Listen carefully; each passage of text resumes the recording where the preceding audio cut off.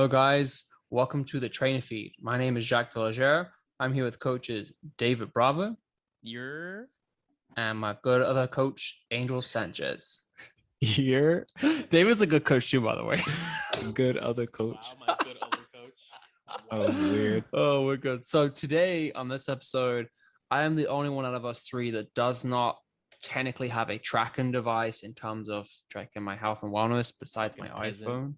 Peasant, exactly. So, and I know Angel and David have the Apple Watch. I'm thinking of getting either an Apple Watch or a Garmin or Whoop. I'm kind of looking into my research. But if you guys already have it, Whoop, tell me about what you love about having a device such as the Apple Watch and what you benefit from having with it.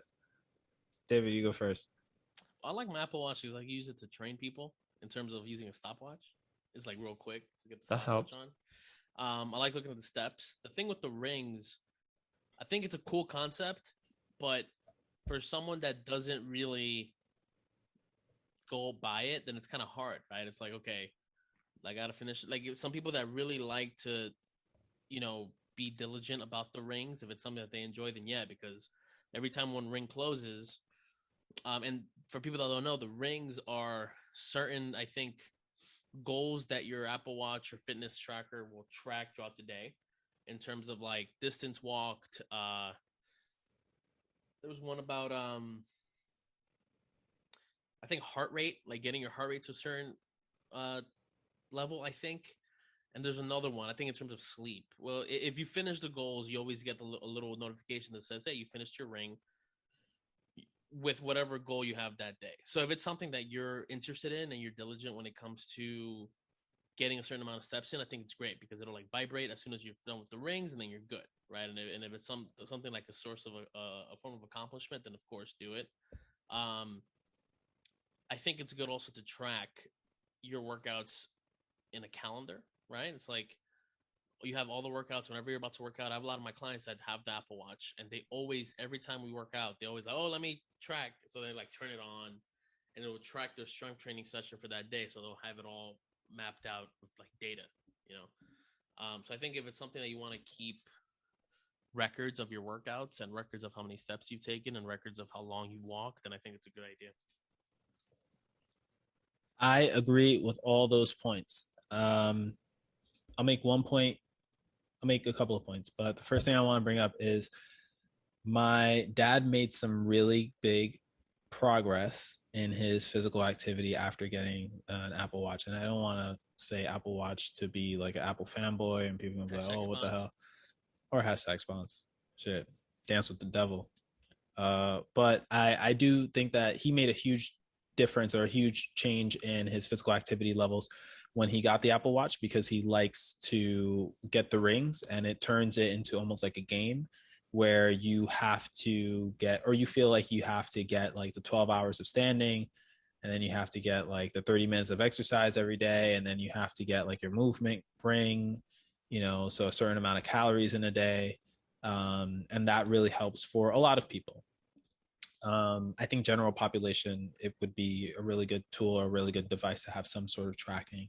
So that way you can, because a lot of people feel like, oh yeah, I do enough, but do you really? And then how often is that happening?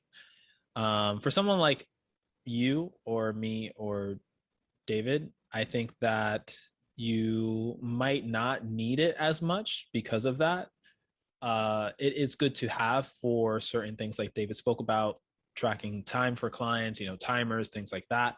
I've had a watch like pretty much all throughout my training history. Even before like I had like a wristwatch, I had a stopwatch. I started old school when I was in college with a stopwatch. Then I got, a little G-Shock action because, I went to school in the Bronx, and then, coming out here, then I had to use the Apple Watch or whatever. Get that G-Shock, Had that G-Shock, man. It threw the lights up as well, like when the stopwatch ran off.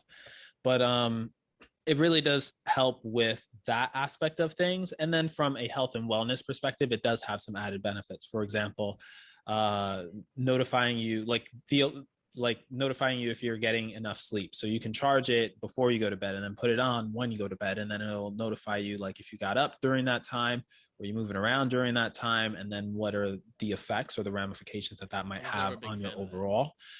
The other benefit from that, which is like a side benefit, what I find it more valuable is the alarm can just be on your wrist, right? So instead of you having your alarm go off on your phone, it'll just vibrate on your wrist and it'll be a silent alarm, but you'll wake up, you'll feel it, and then you could just go off, right? So I have a partner with me in bed, and when my phone goes off, then the partner gets up and the partner may or may not get agitated, and that may Most or may likely, not depend on how the day was prior or how the next day is going to be.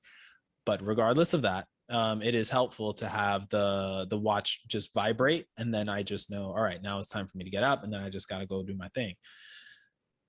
In addition to that, there are other things that you can use it for. For example, I do a lot of cardiovascular exercise, and sometimes taking my phone is not beneficial for me doing like runs or whatever I got to do, because the phone is pretty bulky. I got this big phone.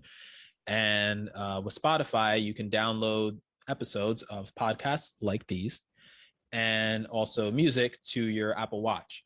So that way, when you go out for your run or you go out to do your cardio, you don't need your phone with you in order to play your audio. You just sync your Bluetooth headphones to your watch, and then you're good to go. And you could just play that straight off the watch. So that's been very helpful for me. It's one less thing that I have to carry. I just got to worry about my keys, and that's it. Trying to think of any other points. Water submergible, that stuff. So if you're a fan of the fish and you want to get a deeper look, just put your watch on that little drop mode and do your thing.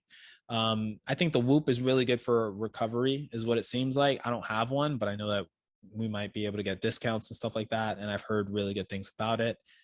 The only thing I will say about the Apple Watch in regards to like you specifically, is that I know that you like to do a lot of kettlebell work, and sometimes when people have their watch on for kettlebell work, it'll mess with their wrist. I just flip it over, but some clients don't like the way that feels, but those are probably the same people that don't like the way kettlebells feel on your forearms anyway.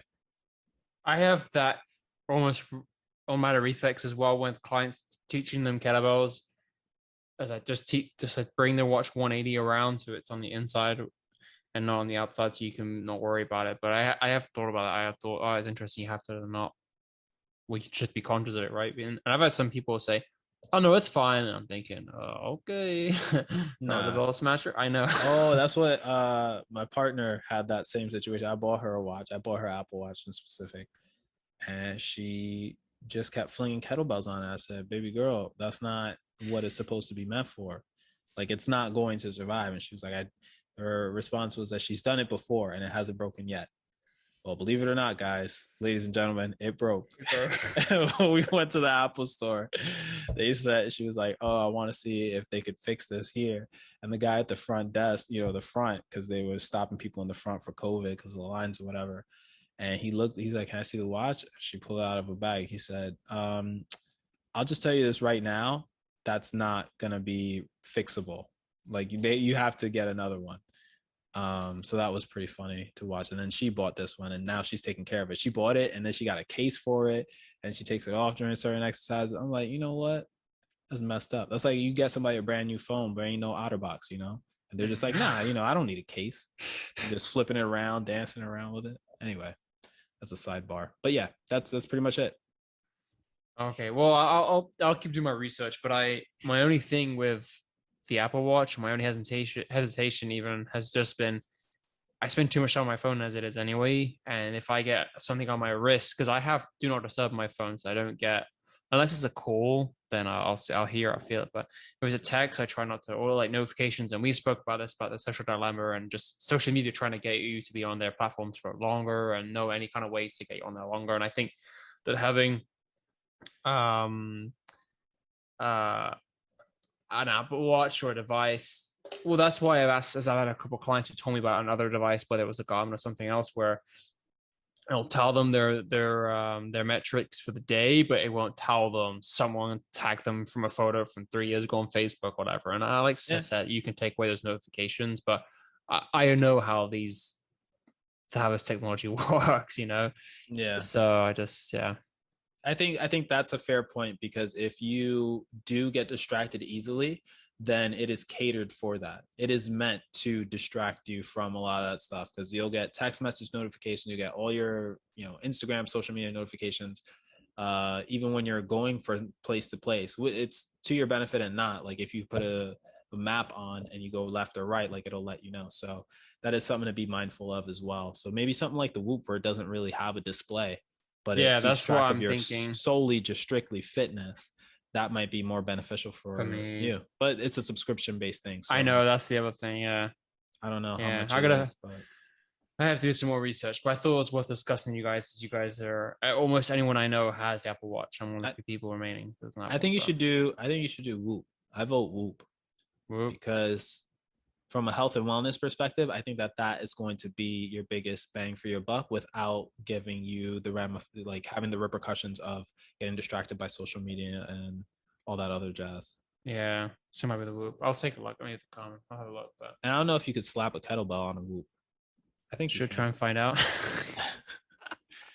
All right. We'll keep this short. All right. Well, thanks guys for tuning in. We definitely want you to let us know more about what you guys are liking in terms of what we're discussing. If there's anything different we could be adding, you guys slide in those DMs, as David has quite rightly said before. And hope you guys enjoy this one. We will be back with you soon. Have a good day, guys. All right. Later, y'all. Bye. Peace.